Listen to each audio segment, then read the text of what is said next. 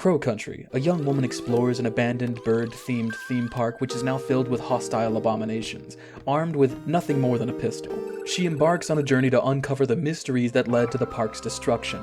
I was blown away by this game. I found out I like to do these list videos by starting out with a pretty strong one, and I think Crow Country fits that description. I never played the OG Resident Evil, but the aiming really reminded me of it. Although Crow Country does away with the tank controls I hear so much about, it's seriously retro, and the backgrounds are so well put together that they remind me of the pre-rendered backgrounds of the PS64 era. The game is properly eerie. Music is kept to a minimum and the sound effects are fantastic at creating tension, making me fumble around with the controls the first time I came into contact with an enemy.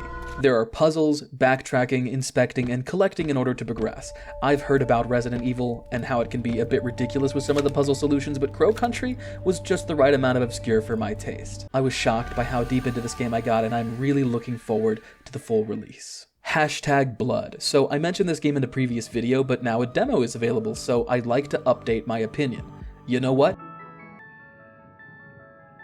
It's good. What you see is the biggest selling point of the game. There is a ridiculous number of frames of animation in this. I already knew that, but they bothered making portraits for every character that move and talk. Look at little Becky when she looks diagonally. It's just adorable. The enemies have so much energy to them. There are so many little things for you to inspect in the world of the game and little bits of dialogue for you to get distracted with. It does, however, lag a bit behind its visuals with the combat. You have to stand still in order to attack, and that does feel stilted, especially early on before you get the hockey stick. There's also a dodge roll, but you need to get used to the distance that it gives you because I've had several times where I just ended up hurting myself.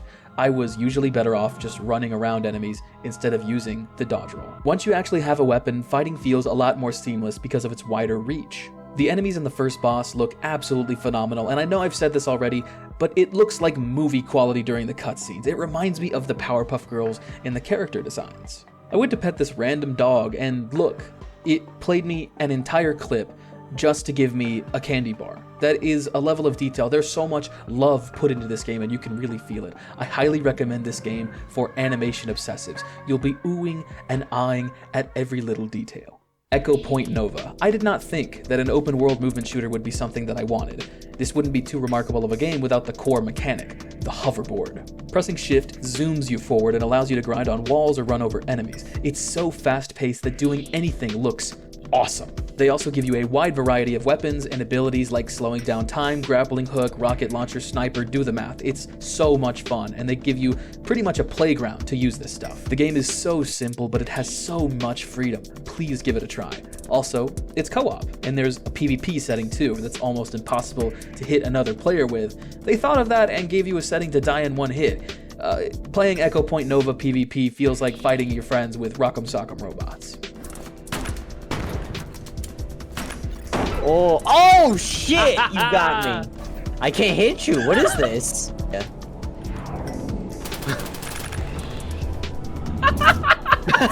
Damn it! Fuck.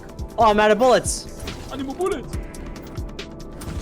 Oh! Yeah, pussy! It's chaotic and so much fun. Big recommend. Crypt Custodian. So I almost didn't even download this game to play it. It looks cute and relaxing, but I was worried that it was going to be similar to other games that I've already played and just felt lacking in areas. Don't listen to that. I had a fantastic time playing. I could easily see myself playing this for hours. Crypt Custodian is a Metroidvania that doesn't seem to do anything particularly special, it just does it really well. The main character is a cat that died in an unfortunate accident. After upsetting the overseer of the afterlife, he is sent to what is basically hell. They don't say it though, it's kid-friendly.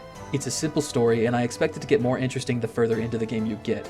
The gameplay is what had me most worried. I wondered how complex a game like this could actually get. It's really simple, moving, jumping, hitting, and dodging, but the game balances itself quite well by making it so that you can't heal unless you're at a save point. You have to clear a path to the next checkpoint, and honestly, it takes a while to get to a new one.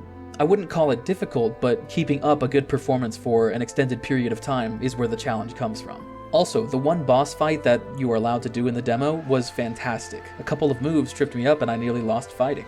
It's a great pickup for someone looking for something relaxing and new in its genre. Voin. All I knew about this game is that it looks really pretty. I had a hard time conceptualizing in my head how this game would play. All I saw from the trailers was players slashing through swaths of enemies, resulting in an enjoyable carnival of gore and satisfying sounds to wash it down with. But what I wasn't expecting was there to be a higher level of concentration to make it through encounters. It's a first-person hack-and-slash game, but you need to have a good amount of awareness to be able to dodge what's going on around you. Encounters can get overwhelming really fast, so you have to manage enemies. Also, tons of cool abilities that are available in the final game, but the demo only gives you 3. There's one that charges your sword with lightning and recovers 1 hit point after a hit, a psychic sword slash like something out of Mortal Kombat, and also a move that slows down time and allows you to re-engage a fight mid-fight. To further add to the complexity of the game, there's some sick-ass movement. To maneuver a fight, you might need to sheath your weapon. That's something you need to decide on in the heat of the moment. Do you hit more or put it away? Focus on moving around. Sheathing your weapon makes you a lot faster and gives you access to a few moves you wouldn't have with your weapon out. A double jump, a dash, and a lunge attack. The game is also kind of a Souls-like with looter-shooter tropes thrown in there. You kill enemies that get you resources to level up, and you collect weapons. Also, cherry on top, the chests are probably the best in any video game I've ever played. This is like slot machine brain happy chemical noises. The game is also really open and doesn't really give you much direction. You're free to go wherever you want to progress the game or just grind enemies. It almost feels like a testing ground for you to go and play with your new weapons you just unlocked. Unfortunately, I couldn't experiment with items much because it seems that all special abilities are just disabled for the playtest. You also don't unlock anything for leveling up aside an extra heart every so often. This is also just a playtest thing. The final game will have you unlock more abilities, which I am really excited for. I can't wait to fight bigger and tougher enemies. My only criticism? I kind of want music. Like, I know the atmosphere is like really cool and having little to no music on its own is cool in its own way, but the visceral and exciting combat is just begging for something to bring it together. I get why it would get annoying fading in the music in and out with combat encounters so often and so potentially close to each other. I still think music would top this game off quite nicely. Maybe whatever the fuck Ultra Kill's got going on, that seems cool. Duel Corp is a Souls-like. It's hard to compete with actual Souls games when being made by other developers. They usually feel lukewarm in comparison, but Lies of P is the only exception I've ever played, and Duel Corp is actually pretty good too. The combat is very simple. You can block and swing in 3 directions, left, right, and above. The entire game revolves around just this, and of course the essential dodge roll. The first few enemies that the boss in the demo throws at you teaches you well and kicked my ass a few times before I got the hang of it. The challenge is not difficult for the sake of difficulty, it's just decent challenge. Something about the plain presentation also reminds me of Dark Souls 1. Nothing too over the top, it just presents you with a pretty tame destination to start out with. I get really lost in the world of games that show themselves off like this. The demo doesn't have a wider world for you to explore, unfortunately. What is finished has been disabled for the demo, so I can't compare world, level, and map design to regular Souls games, but I can say that the combat really lends itself to some fun encounters. When learning attack patterns, it's like a minigame to remember from what direction an enemy hits you and in what order, before you have an opening to actually strike it. Very different from a regular Souls game. A heavy emphasis is placed on PvP as well, and while it seemed like a shallow system, choosing a direction to swing and block like a game of rock, paper, scissors, one that you can correct if you're quick enough, combat is also spiced up with your special abilities, similar to the Ashes of War from Elden Ring. Sadly, I didn't get to experience quality PvP. I think my game lagged out horrendously, but I was still able to get a few good hits in despite the fact that I got killed in one hit. I don't feel like grinding just to experience the height of PvP in a demo, but there's also a ranking system for individual and co-op missions already implemented in the demo, as well as for PvP. And yes, I did say missions. There are little objectives that are in closed areas that you get teleported to. This game seems like it's going to have a ton of extra side content for you to play with after the main story is over. I've seen this pop up on my Twitter feed a few months now, but I didn't have incredibly high hopes for Duel Corp, but it's actually super fun. It's not a replacement for Souls games, but it's a fun one in its own right. Eclipsium is a horror game that calls back to the old school method of capturing realistic graphics, using real hands carefully pixelated over for the player's perspective. The game is incredibly slow and atmospheric. A hazy pixelated effect covers everything, playing a bit with your paranoia and expectations of horror rather than actually fulfilling the tropes. The game is really just exploration and the occasional puzzle, but for me, the visuals are enough to carry the experience. Very trippy effects like walking outside of a house 1 second, turning around and seeing the house is just gone. This game feels like a bad trip alone in the woods, but it is guided by one constant. There's a strange tower or obelisk with a beating heart that you're trying to reach on the very top of it. I'm not sure what the goal is or where the game is going, but it is fucking weird. The game looks like it'll suit someone looking for an avant-garde art piece to admire. Diceomancer, so I'm gonna keep it a bug with you. I thought this game was gonna be mid. Like, tons of people have tried making exceptional deck builder roguelikes, but for me, they don't usually live up to the old reliable, Slay the Spire. Like that game, Diceomancer has you progress and defeat increasingly tougher monsters with a deck that you modify throughout your runs. Great genre, hard to stand out as something exceptional though. Diceomancer is fun because it branches off and does its own thing. The core feature is the almost get out of jail free card. As you progress, you get dice that you can use to change any number on the screen. It feels like cheating, but with my limited experience with it, it's actually quite balanced. Even with all of these advantages at your disposal, the game still feels challenging, which is kind of funny if you contrast it with the enemies. A tubby little pig, orc looking guy, a goblin, a goose, just a goose. That goose is a fucker, by the way, he'll steal your cards. There's also an easy to learn, hard to master mana resource system. It took me a minute before I started to realize what order I should be playing cards in, but once I got the hang of it, at least somewhat, it felt awesome. There are also card affinities that require you to have certain mana types. Your selected affinities at the beginning of a run will affect the cards you can collect and play. I played a lot with this really strange purple mana deck that revolved around throwing a lot of dice at your problems. Sometimes it really worked out, and sometimes I got absolutely rocked. It was really fun trying to find consistency in a very luck-based deck. I adore this game. I also don't need to tell you that it's really cute. Look at it. It tries its best to relax you while you make your decisions, and I'm not sure if that was the intentionality behind the art, but that is the effect it had. Big recommendation from me. Pick it up whenever it comes out if you've been craving something like Slay the Spire. Pepper Grinder. You're a girl with a drill. It very much gives me knight with shovel energy. It's a game that's incredibly simple in its concept, but iterates on it heavily as the game progresses with puzzles, hard to execute jumps, newer enemies. It's very much like the 2D platformer greats in that respect. The little bit that I played wasn't that hard, but it is a demo. It lets you play the first few levels, which are all pretty damn fun. It really made me want to see what the more advanced level designs were like. Here's what you control though. Your drill goes through dirt, and you have a boost button. You can control your drill and steer it in the direction you want, but it's a bit unwieldy at first. As you get better with the game's movement, it'll continue to throw finer puzzles and courses at you. The sound effect, the speed of the drill, and the simple pixelated art style, Pepper Grinder is going to be pure, simple fun, and I'm pretty confident in that. By the way, I'm sorry, I've been super comparative this whole video. Oh, wait, no I'm not. Gatekeeper is like Risk of Rain meets Vampire Survivors. It's like Risk of Rain in the graphical style and the loot that you get from runs that make you stronger, and it's like Vampire Survivors with how it's top down with hordes of enemies always chasing you down. Also, killing enemies levels you up with the stat of your choosing, but of course, enemies get tougher as you go. The difference with Gatekeeper and Risk of Rain's loot system is that it's much more streamlined. Items are ready for you to go pick up and are even pointed out to you when you're nearby in order to get you straight into the game's objectives. It takes away your agency in controlling how your runs go in exchange for focusing on mostly just skill, dodging, and shooting. Another thing that this game does differently is the objective is no longer just to charge the teleporter with choosing to spend time collecting chests. It's kill every enemy, activate beacons, and yes, charge the objective too. So far, I don't think the game has much beyond infinitely repeating loops, but it is just a demo. I really hope for Gatekeeper's success and their continued iteration on it. I'm actually looking forward to it. I'd recommend trying out the demo with a friend. It's pretty good.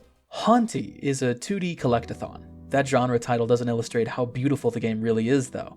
Every moment playing this game was like being walked through the pages of a children's storybook. The art style is gorgeous, it's animated well, there's a surprisingly good cinematography present in some of the scenes where you have less control, and the music is very, very moving. I'm not gonna lie, this isn't the type of game that I would play on my own. I would need my little sister in the room to get more enjoyment out of it, but my god, as a work of art, this game is stunning. The gameplay consists of walking around, examining, and doing little tasks to earn fragments of memory, kind of like collecting moons in Mario Odyssey. Oh yeah, and you play as a little ghost. You want to ascend to heaven with an angel that you met, but you can't.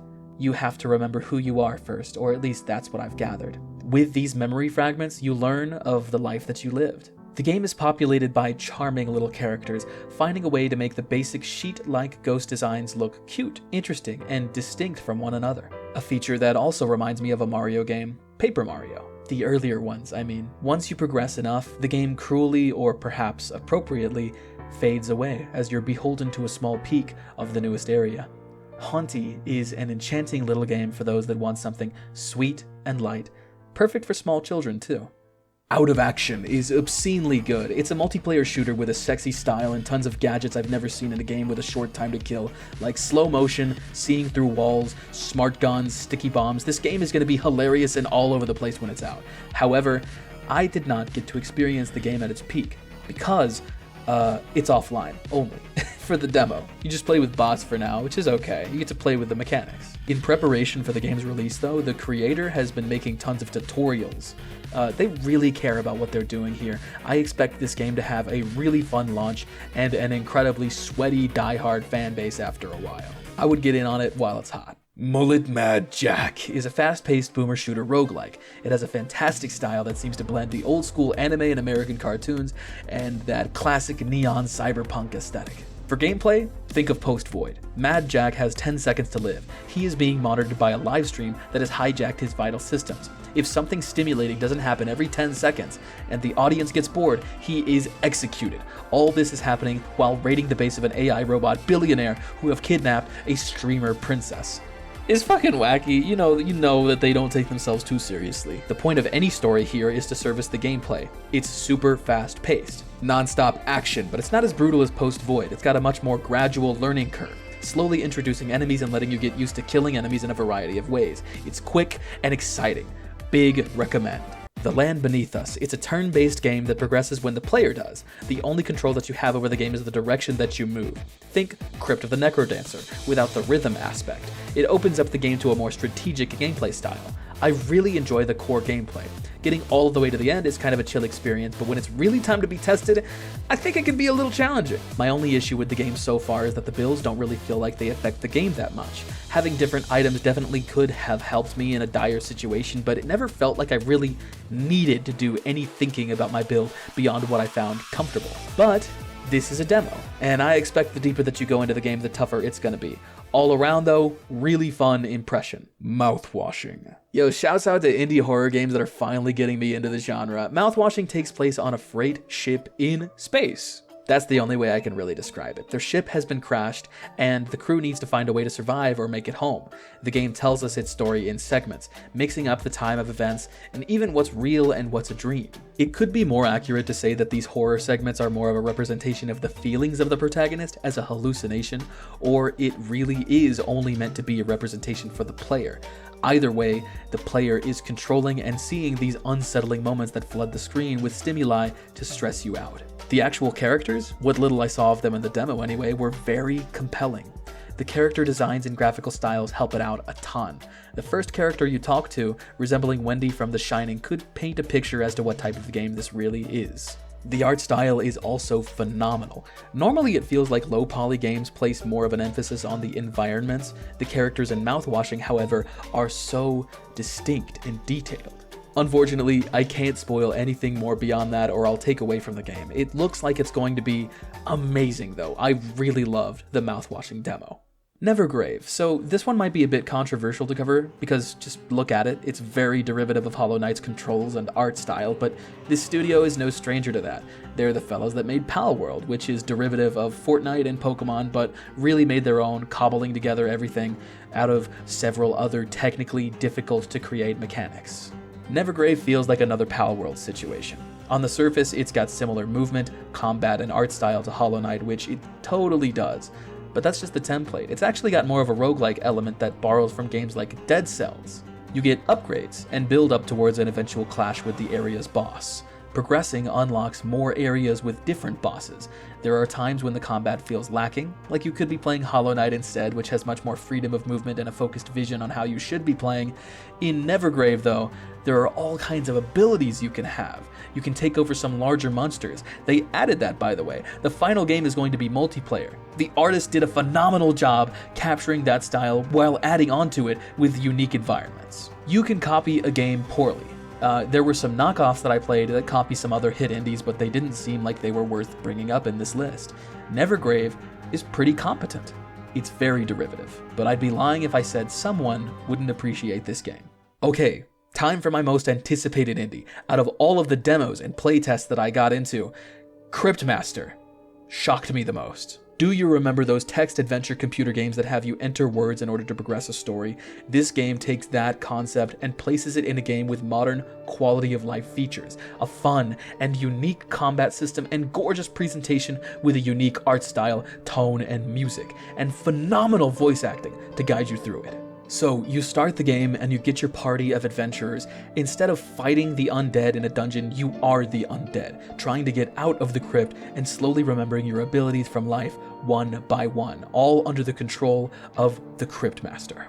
The way you remember your skills is by opening chests with items and defeating monsters. The chests have items that you need to guess in order to use the letters in order to spell them. The letters that you get from guessing an item is distributed to unlock your next ability. From monsters, you only get to select one letter. They drop them like loot instead of experience or gear. From there, you can guess your next skill an infinite number of times. It's really rewarding to get a new move. Do you know how in the Typing of the Dead, you have to type words as fast as possible to gun down zombies? This isn't that extreme, but you do have to remember and type them out in order to have the most effective time in battle. Hit, jab, jostle, zap, soothe, boot, yell. I barely got into the combat since it was just a demo, but I had a blast with the sample that I got. Also, the writing and humor is top-notch. I haven't chuckled much at a game's attempts to be funny in what feels like years. Very talented writers working on Cryptmaster. The story is that the narrator, the Cryptmaster, is guiding his undead to the surface, probably to destroy the world or something, it doesn't matter. The voice is so thematic and haunting. It fits so well with the dreary look of the game, but uses that fact to create naturally funny encounters. It's really difficult to write humor in a dreary setting and still have the tone be present, but Cryptmaster succeeds in it. Cryptmaster is my day one pickup. Really looking forward to it. If you like this style of video listing off and appreciating games, I have a similar one, and another video of 5 games under $5, which I low-key think is one of my best videos. Not very clickable though, is it? Shout out to Raw Metal. I would have included it, but it released the day that I'm recording this. Didn't count as upcoming. It's really amazing though. Also shout out to Lorne's Lure and Starfetchers. Those were my most looked forward to before, and they are still heavy on my mind. I just didn't want to talk extensively about them again since I already did. Gonna play those when they come out. Those are also my day ones. They have demos too. If you're interested, check them out. If you feel like it, go ahead and share what games you're looking forward to. It helps with engagement on the channel, and I might find something I actually like. I'm Frogwater, thank you for joining me, and if you'll excuse me, I've gotten addicted to Baldur's Gate while making this video, so I'll see you when I finish that weeks from now. Also, a viewer has been politely asking that I stream Rain World for a while, so I will. Thanks for that, banana phone. I'll do it after I finish Baldur's Gate, after work, you know, whenever I can. I'll upload the VODs to the secondary channel and date them if you miss a stream. Thanks for watching, and I'll see you later.